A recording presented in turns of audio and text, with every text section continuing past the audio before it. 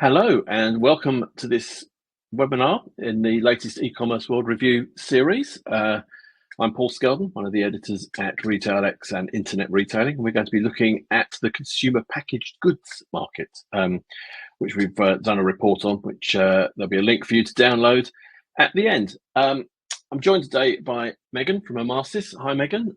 Thanks for joining us. And we're going to just talk through some of the key points that are in the report, and then Megan and I are going to discuss, I think, what that means in terms of drivers for the CPG sector, particularly as they sort of look to do more sort of D2C, what some of the implications there are, with some excellent examples of some really well-known brands. So, Megan, thanks for joining us. For those that don't know, if you could tell us a little bit about yourself and about Amarsis, that would help set the scene. Awesome. Yeah, thanks for having me. So, hey guys, Megan Hostetler here. I'm a director of product marketing at Amarsis. If you aren't familiar with us, we are an omni-channel customer engagement platform. What does that mean? We are purpose-built for marketers and we help them deliver personalized omni-channel experiences. And like Paul said, we'll dive into some examples from some of our customers and brands that we work with in CPG. But thanks for having me. Yeah, brilliant. Well, thank you for joining us, and thank you for being able to share your wisdom and insight. It's good to have people like yourself doing this, because you have quite a broad view of what many different brands do. So you can really sort of give us some great insights as to what's happening there on the ground. In the more sort of lofty ivory tower world of research that sort of drives the report on which our webinar is based, I'm just going to go through some of the sort of key findings. There's obviously a lot more in the actual report because it's a sort of 60, 70 page sort of deep dive into the CPG sector in Europe. But I'm just going to go through some of the sort of key things about where the CPG market across Europe is. Now, CPG, there are sort of differing definitions as to exactly what falls into that category. What we've done is we've primarily focused on food and grocery, beverages, though non-alcoholic, and household essential items. That's the sort of key areas that we look at statistically for the whole thing. We've also pulled out some special bits in the report about pet food specifically, well-being products, and non-pharma health goods. We're not doing alcoholic beverages in this report, and we're also not doing tobacco products or things like vapes and things like that, because they are subject to different kind of selling rules, because they have a sort of age limit on them. That age limit can be different in different countries. It makes the sort of comparison of how different sort of regional markets work within CPG a little harder to kind of assess and get a clear picture from. I think as well also that they're quite large sectors in their own right that sort of deserve their own report. So we're not doing alcoholic drinks, we're not doing tobacco and those sorts of things, but we're concentrating on these key areas of what we have defined as CPG. So what we've sort of found by looking across the data that's out there from our own consumer research for Consumer X, which is part of RetailX, and data from people like Statista and others that have researched the market, is that the average spend for consumers across Europe, as you can see there, is reasonably high. This is online for CPG goods. Food dominates. Beverage, household goods are there, sort of converging sort of around a similar amount being spent by shoppers. I think what's interesting to note is the fact that it's sort of flattened after 2021, apart from in household essentials, which are showing steady growth. The reasons for that growth are, in many ways, they are sort of products that are so essential they can't be not bought. I think there's also diversification within that market that's seeing sort of new products come along. So it's starting to grow as a segment within the sector, though that growth is relatively slow. The others, I mean, food is fairly static because, you know, it is an essential. However, spending on it has been kept to a similar level for several years now, for a number of reasons which we shall come to at the end. But it's basically sort of exemplifies how it's flattened out across the market. That can be seen also in the annual revenue for the sector there in Europe. I mean, it's obviously a 100 billion euro market. It's huge. The relative proportions there obviously are reflected pretty much like for like in terms of what the actual individual spending patterns are. Food dominates. Household goods is growing sort of slightly faster than food and beverages. But that's the sort of split. It's a huge market, but as you can see from the numbers, the growth has slowed quite significantly, really, across the last sort of 2 or 3 years. If you look at the actual growth, as a sort of percentage annual change, you see obviously a huge spike in 2020, and to some degree quite hefty growth there in 2021 of around about 20%. Half what it was in 2020, but of course, that was obviously due to lockdown and people not going to the shops to buy these things; they were buying them online. So obviously, there was a huge growth in e-commerce sales of CPG across all the sectors. And I think it's sort of hardly a surprise to anyone. I think what's more interesting is this flattening at the end, where there is still growth. Obviously, it's all above the zero line there. However, it's low-ish growth, and the growth there in beverages is particularly slow. Now, it'll probably improve. I think it's not a sort of a grim picture. I just think it's sort of symptomatic across most e-commerce sectors. We've seen a similar graph, really, in terms of spending spiking, particularly online in 2020, and then growth's been very, very slow across the past 2 years. If we break it down into the actual segments they're in, so for food, again, it's not a surprising pattern. The European average there is sort of pretty much on point with everything, sort of region-wise. Eastern Europe lags much lower. Part of that is that individual price points for goods is lower. So they're buying a similar amount because they probably eat and drink a similar amount, but the actual value of those goods is lower. But again, the trend is this flattening across 2022, 2023. Similar picture again there for beverages. The most of the regions sort of centre around the sort of European average. Eastern Europe is again lower for the same reasons that are just sort of exemplified around food. And again, growth there is flat. And the same pretty much for household essentials. So we said that's the one area here that is showing sort of some steady growth, as we can see there across all the regions. That's true. And I think if you look at all three of those segment slides, what's interesting is that the gradient on each line is pretty similar. So they're all following a very similar trend.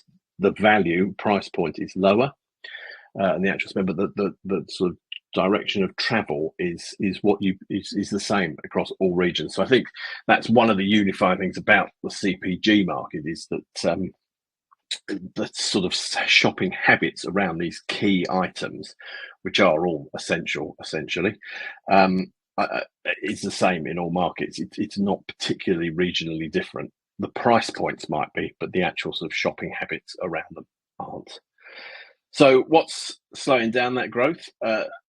There's a lot of reasons, and we're going to come to some more of those reasons, some of the challenges being faced by CPG brands and some of the retailers who sell them in my discussion with Megan momentarily. But there are four really sort of macroeconomic trends that are slowing this growth, or not slowing the growth per se, but keeping growth sort of restrained. And those are slowing economic activity. There is a declining population. There's political uncertainty.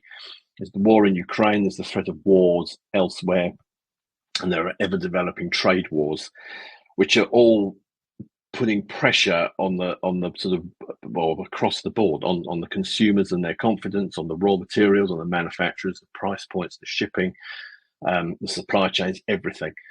There's a fragmentation amongst consumers. There's a decreasing attention span for consumers. They have drastically falling loyalty to brands. There's a much greater choice. There are a lot of own label brands.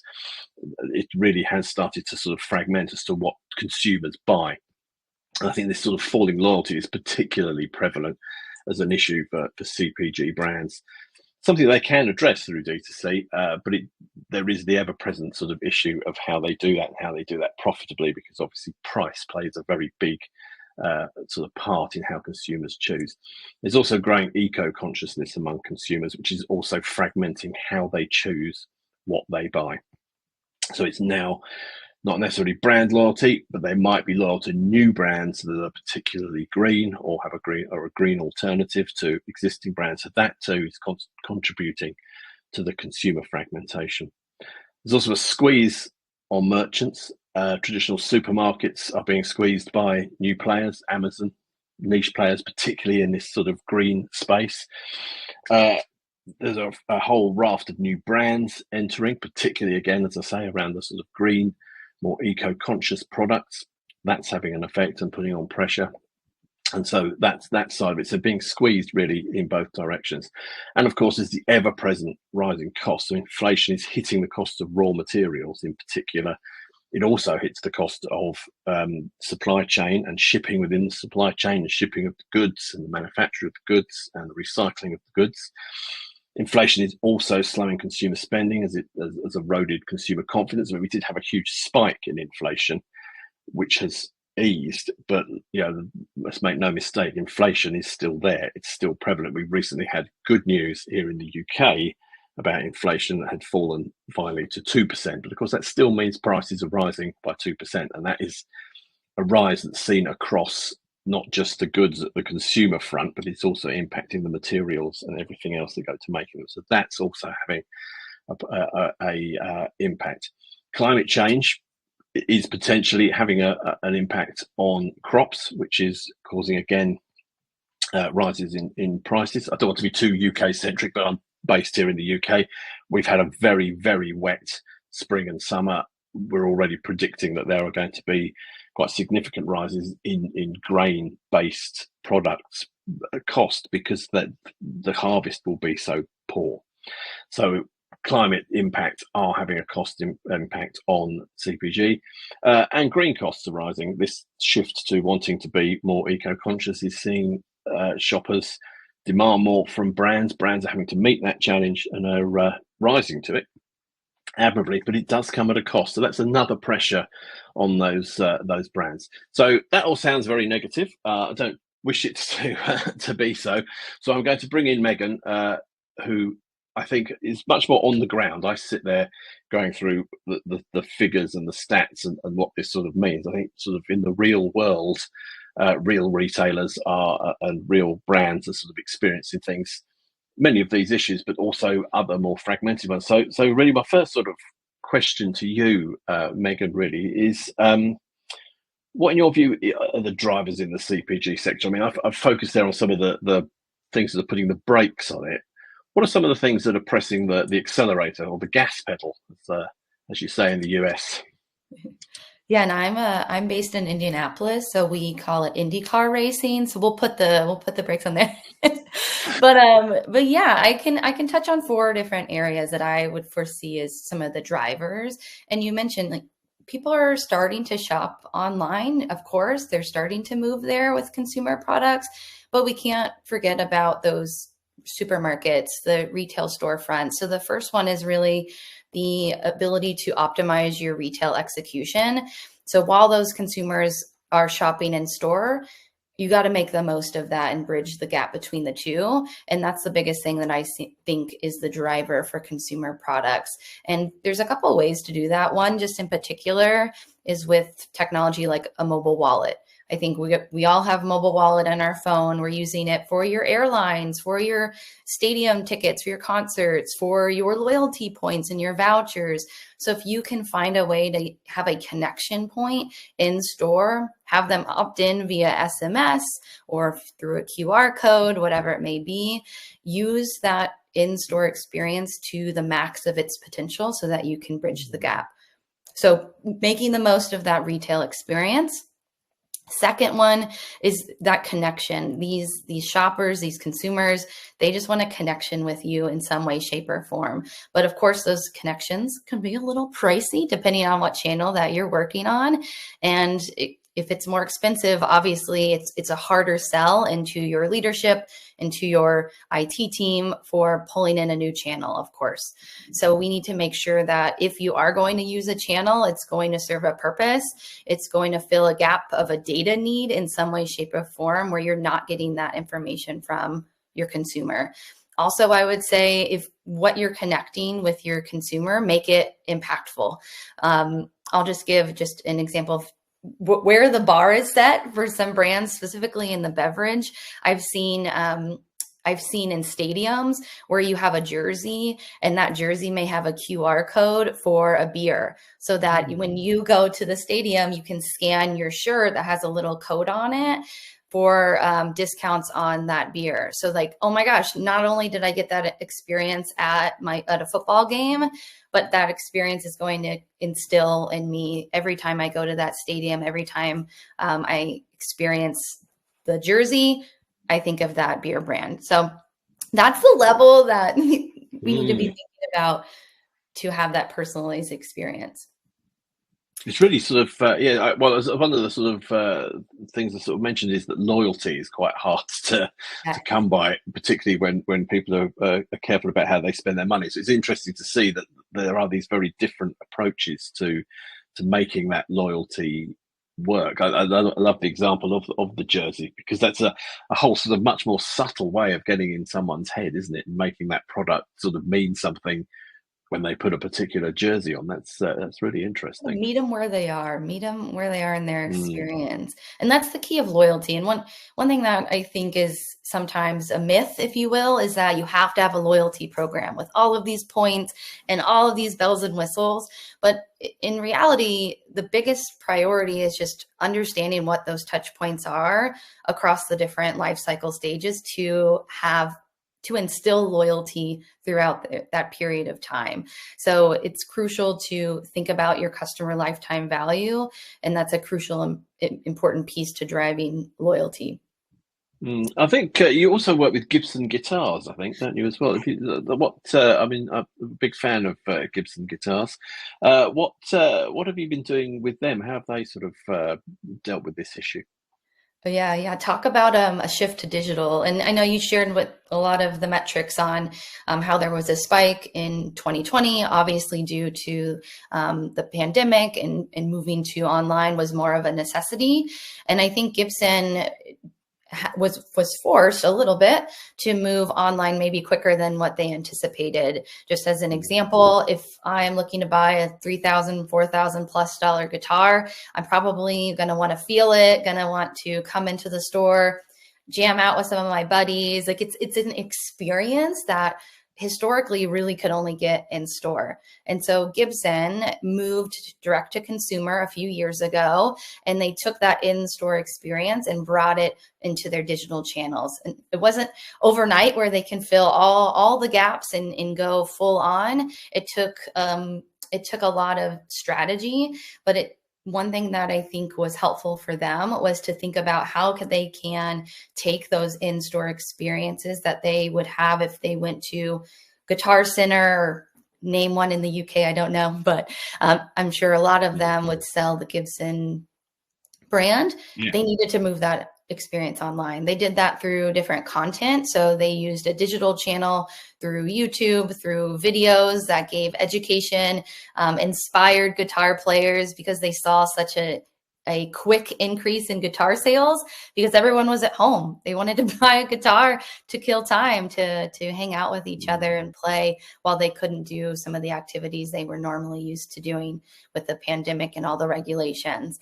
And so when they saw the opportunity to move to digital, they embraced it. So they pulled on automated programs with their email to produce or share this content across different channels.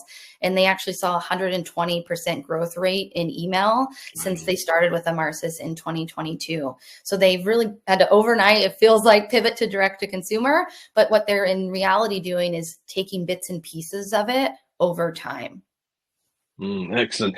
It's interesting. I mean, it's a very interesting sort of the Gibson example is an excellent sort of view of that sort of changing way of having to deal with consumers and a changing consumer journey. I was just wondering if you could sort of shed some more light on what that consumer journey is like now for CPG brands that are trying to be more direct to consumer.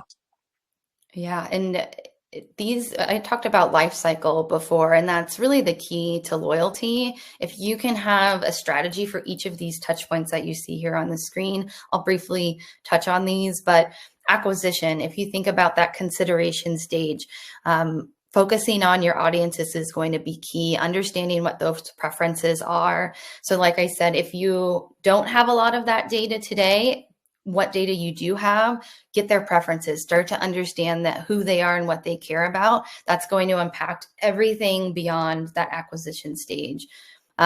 Providing guidance. So one thing, when you're in a store playing guitar, like Gibson, for example, at one of their music centers, you can get a lot of advice from an expert live, and that's a whole different experience. How can you bring that in a digital forefront? So how can you guide them to the right product in cool and innovative ways, whether it's a quiz, whether it's progressive profiling, and showing them what success looks like and the benefits of your product through digital channels. And I will say it won't just be one channel that's the catch-all. I think there's the latest stat is 6 or 7 touch points that are needed. And some of the KPIs that you could track for that, obviously, it would be web traffic, the amount of subscribes, and then your conversion rates. But then once you get them, yeah, go on. Yes. I was going to once you get them, that's I would say is the hardest part for consumer brands. And I guess I didn't really share a bit of my background, but I've been working in the MarTech space for over 10 years now. A lot of who I've worked with is retailers, consumer product brands, and seeing brands digitally transform their business to direct to consumer. And acquisition is always the most expensive and the toughest part to crack. So I would say if you're just getting started with direct to consumer, acquisition, once you get that right, I promise you it will come in handy for the rest of this customer lifecycle stages.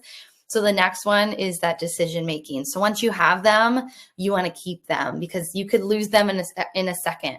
How many, you were talking about beverage brands earlier, and there's so many choices. When I open the fridge in our office, there are so many choices for like the bubbly water. It's insane. So if you can lose someone's attention so dramatically fast, it's so important for that decision phase and that conversion to be right. So when you have that information, you can send them a more specific and personalized offer, a more specific and personalized discount, provide them the right product recommendation, or sell them on the right upsell strategy. Maybe there's products or flavors that they haven't tried before. Maybe there's recipes that they don't know about to how to use your product, for example. And then Interesting. a key part is advocacy. Once you have them tell their friends about you. That is a key one, specifically with consumer brands.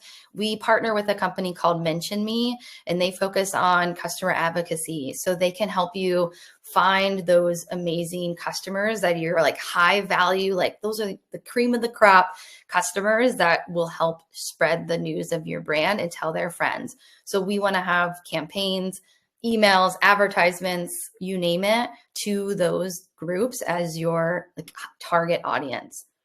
And then as you move through, we want to make sure that we entice them to repurchase later on. Obviously, if it's a luxury product like Gibson, you're purchasing a guitar a little bit wider life cycle stage than a beverage. So it's really different depending on your type of consumer product. And then driving that awareness, showcasing your competitive advantage in different ways across your different channels. Great. We've used the Gibson example because obviously it's a great one, and what they've done is amazing. Do these things still apply to sort of less exciting goods, soap powder and pet food, things like that? I mean, I always buy our pet dog the same food. I don't go anywhere else for it, really. Do these same principles, can they still be applied to pretty much any kind of CPG, or do they need to be tweaked in any way to work with different products? I think they need to be tweaked in a little bit, just because every channel is going to be It's every channel is a different price point for the amount of emails you send. Like advertisements are getting pretty expensive. So it's more so about, depending on your brand, if you have a smaller database and you're just trying to grow your database, really focus on the high value accounts, your top segments. And so focus on the technology to build your segment. That would be where I would focus if you have a low database. If you have a well-known brand, but maybe you just have a very competitive market space, I would adjust that a little bit as well. So maybe instead of just focusing on those high value segments, you can get a little creative. You can test out new segments. So one example is with Ferrera candy. So it's not as expensive as a Gibson guitar, but it's not, it's not just like dog food. It's candy. It's iconic candy, like Nerds, Jelly Bean. I mean, pretty cool stuff. But a very minimal price point for that. So they did something interesting from a data perspective. They looked at the segmentation of who they should be going after, because they just didn't know. They didn't know enough about their database. They didn't have all these data points connected to even understand their customer. So once they connected their data and had a better visual of their segments, they actually found that gamers was a huge market for them. So all these gamers are having these events where they're doing they're gaming. They're probably drinking Mountain Dew too, at least in North America. That's what they would be doing, and eating candy so they can stay up late and game all night long. So that's cool. That's a great segment for them that they didn't know before. Let's make sure that we can have campaigns, emails, advertisements that are focused to people that we know are in this like gamer segment. How would you go about identifying sort of new segments to target for marketing? Do you help companies or brands do that? Yeah, so two things. So one, so SAP offers a customer data platform. A CDP, whether you use us or you use another CDP, or some way for you to collect data across all of your different experiences, I think is a key part of seeing the entire ecosystem. So we can integrate with any CDP that you have. Obviously, we want you to use ours. But once you have that segment across your entire ecosystem, we would connect directly to that CDP and be the one to power those campaigns. So it's like, you really can't, if you have a segment, but you don't have an engine to power it and deliver that message, they kind of go hand in hand. You need both. So that's where Amarsis comes into play, is how can we maximize all of the data that you are going to pull in, harness that in Amarsis, and then power it in the right channel at the right time based on where we know that customer is in their life cycle. So that data is obviously one of the challenges. There are quite a few challenges faced by CPG brands.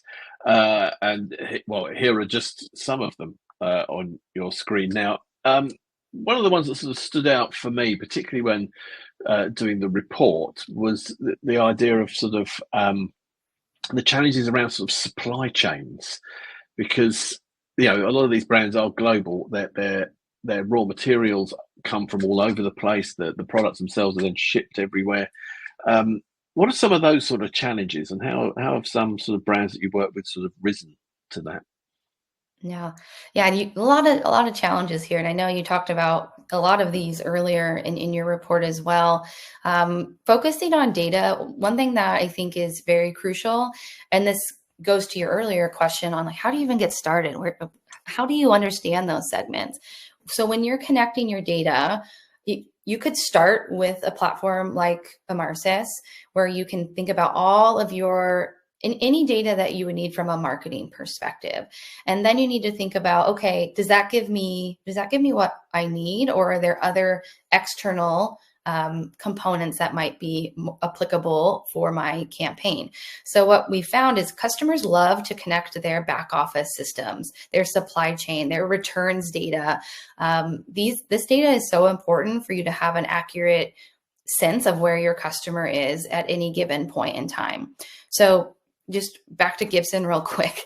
But what's interesting about them, just because they did move direct to consumer so fast, their head of marketing was faced with 16 different data sources that he had to connect, which is not uncommon. At least 16, I would say, even, as what, depending on if you're a mid-market or if you're an enterprise customer. And so he was like, oh my gosh, 16, like, where are we going to prioritize? Where are we even going to start? And so a lot of it is relationship building. So he had at that point really only talked to the head of IT if his computer broke or if there was like something that was on fire, but not like proactively thinking of a direct to consumer strategy. They just didn't need to. Gibson kind of sells itself, right? And so he had to establish that relationship with that head of IT to give the IT team an understanding of why. Like, why is this important? How is this going to help the entire company, not just the marketing team? So that's why it's so important. So that's why you see the list of all the challenges, because in reality, it does affect you as a marketer in some way, shape, or form. And I guess they're all interlinked as well. That's the other thing that's challenging about these challenges, is that they all impact each other. Yeah. And what he did, what I thought was interesting that he shared with me was the prioritization. So starting with your purchase data, your website behavior data, some of those are kind of bread and butter. But what he's thinking about next is your warranty data. How can you ensure that if you have a product, like I think you were talking about household items, they usually have a warranty of some sort. So does a guitar. Probably not candy, but I don't know, maybe. Just kidding. But maybe some more of those household items who have a warranty, that's a great opportunity for you to include that information so that you can understand when and how they've opted into that warranty offering. So that's another touch point that you can see where they are in the life cycle. I guess things with like candy bars is they put competitions and things like that on the wrapper, so you get data from how people then interact with the packaging. Exactly. What about sort of? I believe you work with DJI, don't you? They're quite an international brand. What are some of the sort of specific? Because we touched on sort of how the market looks across different European regions. I mean, globally, what are the sort of challenges of trying to be a sort of international CPG brand? Yeah, and that kind of ties into the supply chain piece here of, if you are a global company working in multiple regions, that supply chain data and just having that back office information is so crucial, because everywhere is going to have different issues, different compliance, different means of getting an email out, an advertisement out, what have you, an SMS message. And so DJI, so think camera, drones, microphones, anything like related to filming is DJI, whether you're just an enthusiast or you're a world-renowned producer. DJI has all kinds of different professional equipment, and they're working with over 100 different countries and regions, which, if you have to think about all the different campaigns and channel optimization that you'll have to have, it's a lot. So if DJI can do it, I think you can too. But what they did was take into consideration connecting their data, focusing on automation for how they can segment their different audiences and how they can share content across different countries as well, so that they have a consistent experience across each of these countries and deliver a personalized campaign that scales. So they saw, they really wanted to focus on those customers that did buy with them. They want to keep them active. So they increased active customer revenue by 180% with these campaigns. And then they increased website traffic by 1.4 times. So people usually, would go to the store to check out the DJI cameras. They want to test it out. They want to test out the drone, whatever. So the fact that they are pushing people in store online to their web traffic by 1.5 times is huge for a brand like DJI. That's amazing. There's some amazing numbers there. That really is quite something. And again, it's a similar idea to the Gibson one, and probably for a lot of CPG brands is that people want to sort of touch and feel them, and trying to do that online is very difficult. So what ways of making that sort of happen and replicating that, or offering something equally as good, is clearly sort of essential. But it sounds like quite a few brands are actually doing it. I'm going to put you on the spot as we wrap things up, and we've gone through sort of what the data says is obviously sort of historic. We've looked at some of the sort of trends and challenges that CPG brands face currently. What do you think, sort of in the future, the next sort of 12, 24 months? What sort of things should our CPG brand listeners watching this be thinking about? What should they make a note of in their notepad while they're listening? I know this may sound like common or old news, but I promise you is not old news. I'll give you an example here and then I'll share my answer. But Sure. I was just in a session. We have our conference every year. And it was about 30 people in the room, and the whole session was focused on moving direct to consumer. We had Gibson on with us. And before the session started, I did a raise a hand. I said, how many people have started a direct to consumer strategy? Literally no one raised their hand. Right. So like, I think a lot of these brands, especially consumer products, are still in the infancy of just even thinking and strategizing. How do I even start? So my recommendation, especially if you haven't started, is start to build that relationship with your IT team. A lot of times it's a selling to your leadership of why it makes sense to invest in a digital strategy, or else you're going to be behind some of the brands that we talked about today that are pivoting to be a transformative brand and moving direct to consumer. So building the relationship with your IT team, starting to understand what challenges they face, what else is in their queue. I know IT deals with a lot. So that you can help them prioritize and understand it's not just a marketing thing. It's an entire customer experience. Like all of these challenges tie back to marketing in some way, shape, or form. So that would be my Yeah, no, well, and a very good point. I think sort of one being applauded by marketers everywhere, that everything comes back to marketing. But I think you're right. I think that's exactly what it does come down to, is to how to make someone buy these products direct rather than from someone else or another product altogether. So I think that's neatly really summed up what all retailers, let alone CPG brands, need to be thinking about. So Megan, thank you so much for sharing your wisdom and insight. It's been really fascinating. As I say, the report is downloadable there. So do click on that, do get the report and have a look at it. It's, I say, the data that you've already seen in here and a lot more, and many profiles of some leading and some up and coming CPG brands. I can't guarantee that Gibson guitars won't be in there. And it's well worth a read. Hopefully, it'll set the scene for many of the CPG brands who haven't gone D2C yet. So that's encouraging news from my perspective, for sure, Megan. So I'm hoping that this one will fly off the shelves. So anyway, thank you very much for joining us. Thank you for sharing your knowledge, and thank you everybody out there for listening. And we'll see you again soon. Thank you. Awesome. Thanks, guys. Thanks for having me.